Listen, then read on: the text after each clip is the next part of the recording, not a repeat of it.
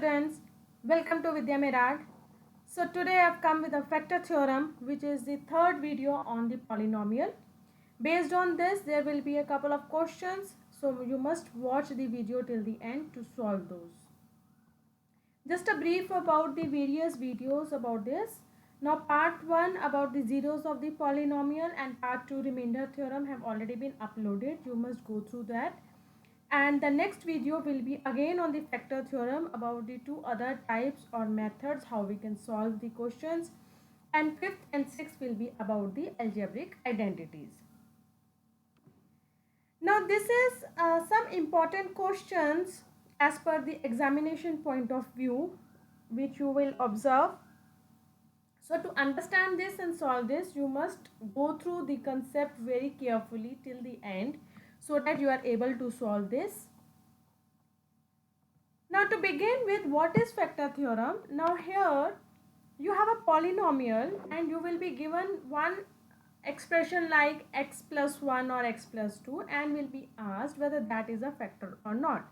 Now here it is written x minus a is a factor of a polynomial if pa is equal to 0, okay, or if pa is equal to 0 then x minus a is a factor of px. So both ways it will apply. If you equate it to 0, your answer comes to 0, then it means that expression is a factor of that particular polynomial.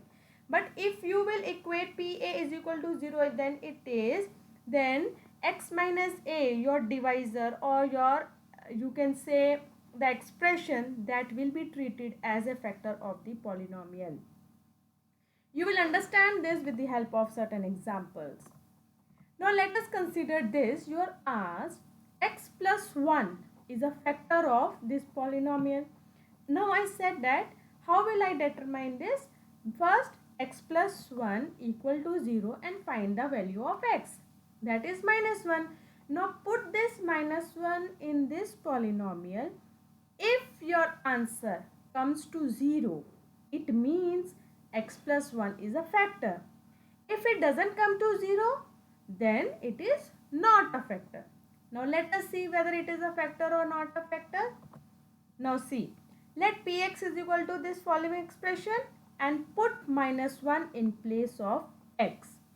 When I solve this, I get 0 as my answer, which means that by factor theorem, x plus 1 is a factor of the polynomial x cube plus x square plus x plus 1. Okay, let us do another example. Now here I've added x raised to power 4 in the following expression. Same way I will find out the value of x and put it in the polynomial. When I put this, I got 1 as my answer, which means it is not a factor of the polynomial x raised to power 4 plus x cube plus x square plus x plus 1. It is now x plus 1 is a factor only if it comes to 0. Now since my remainder is there, it is remaining as 1, it is not a factor. Now again I have changed a little expression. Now see, again I will put minus 1 in this equation.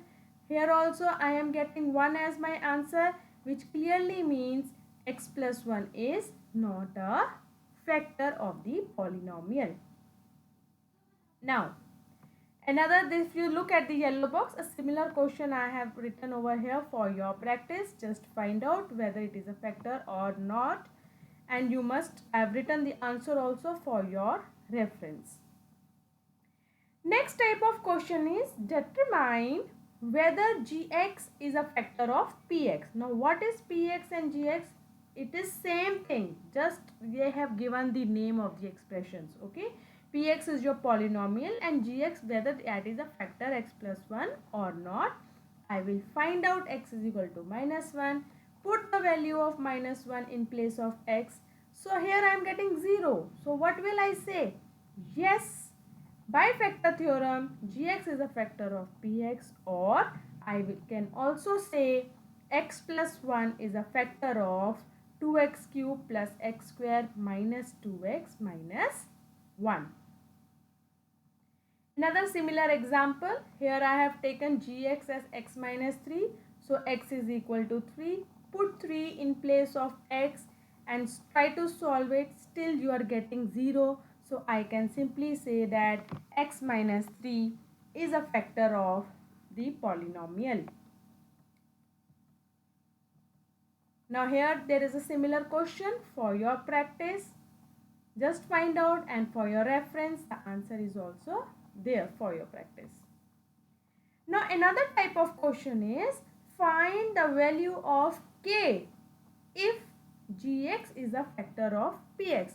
Now you are already told that gx is a factor. So that means this px or the polynomial expression I will equate it equal to 0.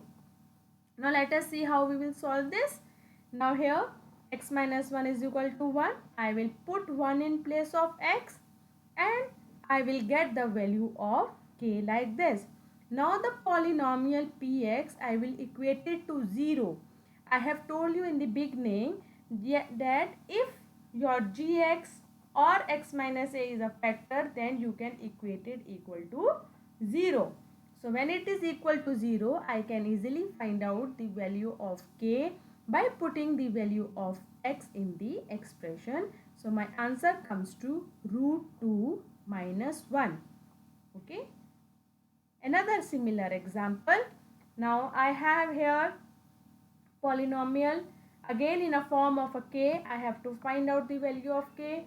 So x minus 1 is equal to 0, x is equal to 1, and just put the value of x in the expression. You can easily find out the value of k by equating it equal to 0. Alright. Now see here. Now px is equal to kx square minus 3x plus k. Find out the value of the k. You will get k as 3 by 2. How? You will put x minus 1 is equal to 0. So x is equal to 1. Put the value of 1 in the polynomial and definitely you will find out the value of k as 3 by 2. Now I hope you must have understood the concept. This is very easy. Just find out the value of x by equating it equal to 0 and then put in the polynomial expression, and then if you are getting 0 or if you are getting any other number, you can find out whether it is a factor or not a factor. Based on these slides, based on this concept, please solve the questions which is given in the assignment. Those are considered as one of the important questions. So you must solve it for your practice. Thank you so much for watching till the end. So in next video will be also on factor theorem, but there will be two different methods I will be teaching you.